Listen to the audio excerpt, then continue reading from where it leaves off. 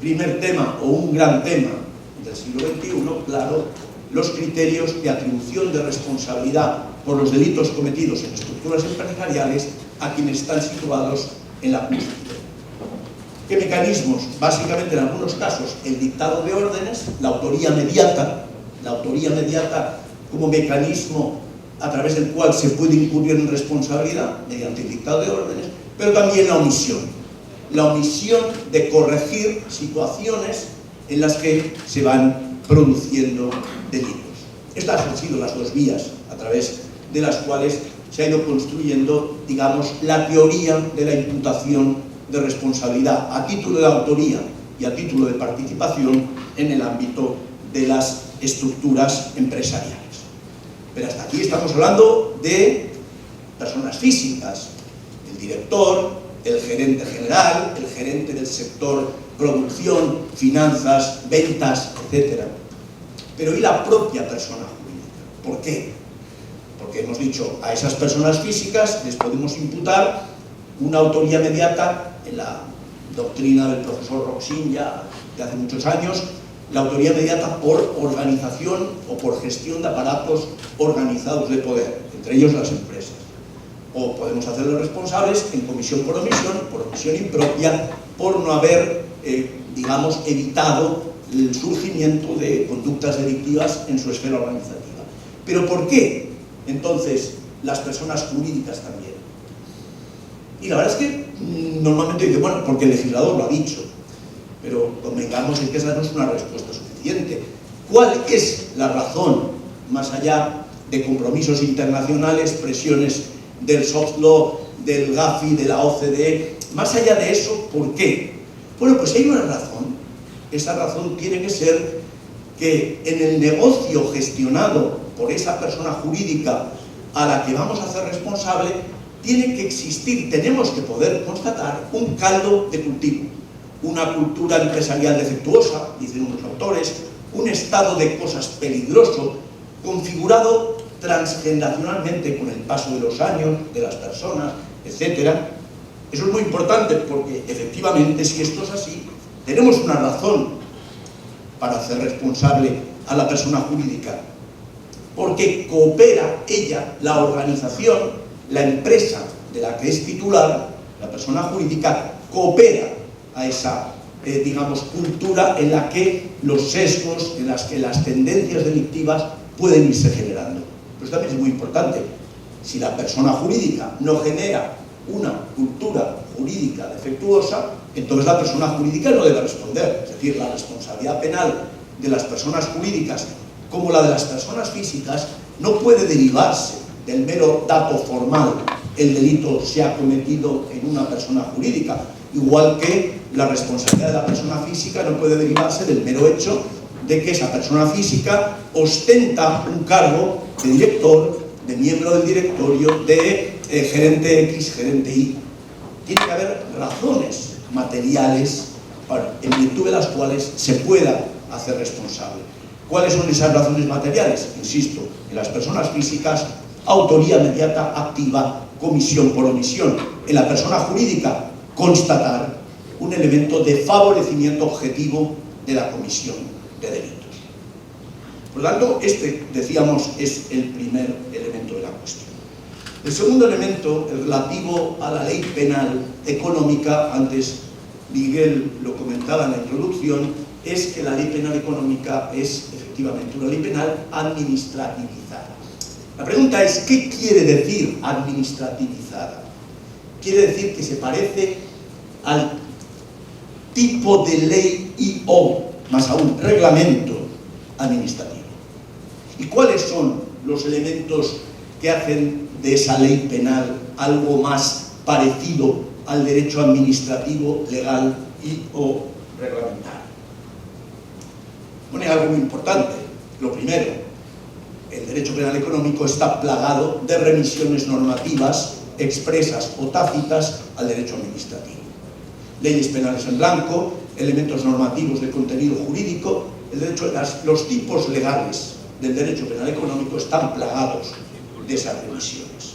Por lo tanto, la administrativización viene dada ya de entrada de forma muy clara por la revisión. Esa remisión del derecho penal económico al derecho administrativo, además,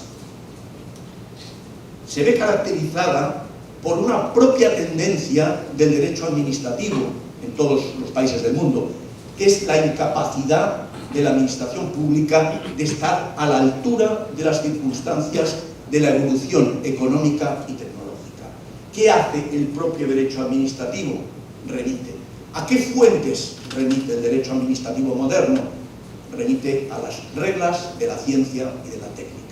Cada vez más nos encontramos, no es solo en el derecho administrativo, insisto, también en el derecho penal, pero claramente el derecho administrativo, que se remite al estado de la ciencia y de la técnica, es decir, se remite a lo que digan aquellas asociaciones, agencias de calidad que establecen los estándares de debido cumplimiento técnico, cómo se fabrica algo, y ético, cómo deben ser las mejores prácticas en un determinado sector. El derecho penal, igual que el administrativo del siglo XXI, no consta solo de fuentes de origen estatal. Tiene fuentes de origen privado, que son estas que comento, las normas privadas o público-privadas, es decir, derivadas de la colaboración público-privada, la nueva gobernanza, éticas y técnicas. Para determinar qué se debe hacer es necesario recurrir a fuentes no estatales, insisto claramente, en ámbitos relativos a la economía, al desarrollo económico y tecnológico. Pero también son fundamentales las normas conocidas como de soft law, es decir, de derecho blando.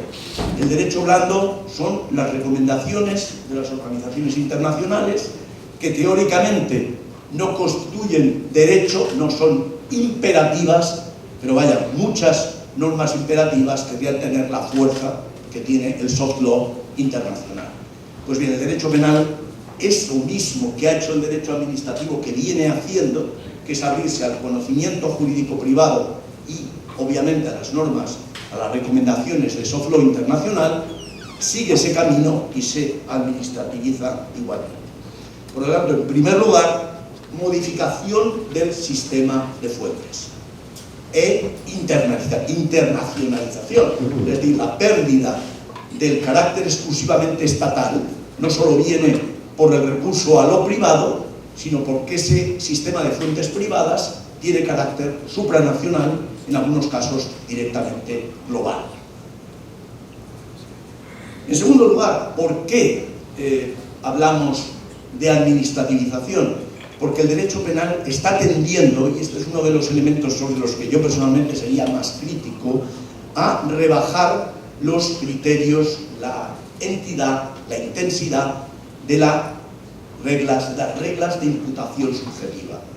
Cada vez más, junto al dolo, en delitos económicos se admiten modalidades culposas, imprudentes de comisión. Eso parece inverosímil que en el mundo económico se sancionara lo no estrictamente doloso, y sin embargo la evolución internacional en esta materia nos hace advertir crecientemente delitos imprudentes. Digamos, uno de los delitos estrella de las últimas décadas es el lavado de activos por imprudencia. Eso es un paso muy llamativo, no es el único, pero efectivamente pone de relieve que ya no se trata solo de pertenecer, llamémoslo así, a bandas que se dedican a reciclar, a lavar activos de origen ilícito, sino que aquel que no desarrolla aquellas medidas de debida diligencia que se establecen, ¿dónde? En la regulación administrativa de un sector de actividad, puede incurrir incluso en un delito de lavado. Eso, claro, modifica la percepción criminológica de qué significa lavar dinero. Un tercer elemento de esa administrativización, hemos visto cambio en el sistema de fuentes, modificación a la baja de las exigencias de imputación subjetiva, es decir, renuncia en algunos casos a la imputación a título de dolo. ¿Cuál es el tercer elemento? Menos exigencia de lesividad. El derecho penal se ha caracterizado históricamente por una exigencia de lesividad, lesión de bienes jurídicos. ¿Qué bien jurídico? Se ha lesionado o al menos ha puesto en peligro concreto. La evolución de la legislación económica, penal económica del siglo XXI, tiende a cada vez más tipificar infracciones de desobediencia, infracción de deberes de colaboración con las autoridades administrativas. Piensen, sin más, en las infracciones que cometen entidades, que pueden cometer entidades bancarias. Y muchas veces lo único que logramos individualizar es que se ha desobedecido y no se ha colaborado con determinadas entidades públicas proporcionando la información que éstas precisaban.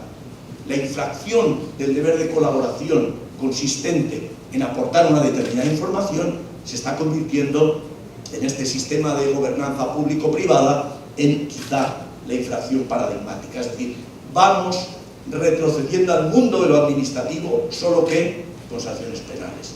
Desobediencia, en ocasiones no exigencia de dolo, recurso a medios técnicos. La pregunta es, ¿y cómo tiene que interpretar un juez el sistema de fuentes del derecho penal económico? Y aquí, ya desde finales del siglo XIX, cuando el derecho penal económico en realidad no existía, pero ya desde finales del siglo XIX y muy particularmente desde finales del siglo XX, en lo que a nosotros nos interesa, ha habido dos escuelas de interpretación que han ido chocando entre sí y provocando algunos consensos, pero en sus límites pues estando francamente opuestas. La primera, una interpretación formalista o, llamémosle, dependiente o, en otras palabras, accesoria del derecho público y del derecho privado. Es decir, yo tengo esta ley penal económica, la integro con sus remisiones, con normas administrativas de tales y cuales características y lo veo eso desde una perspectiva estrictamente formal. Es decir, el derecho penal como puro mecanismo secundario sancionatorio de las infracciones administrativas allí donde el tipo me lo marca. Pero junto a esta hay una escuela de pensamiento distinta que defiende una forma de interpretación más fáctica, más penalista, llamémoslo así, más autónoma. Bueno, las consecuencias de adoptar uno u otro método interpretativo, evidentemente, determinan que la solución pueda variar. Desde la primera perspectiva, la infracción administrativa, una vez que tengo el tipo que me remite a ella, es un argumento como para decir, bueno, pues también será esto delictivo, mientras que la segunda aquí bloquea. Pero viceversa, una interpretación fáctica, económica, autónoma, penalista, podría llegar a decir, bueno, aunque eso esté administrativamente permitido, no obstante yo, que defiendo una interpretación autónoma penal, voy a sancionar la conducta.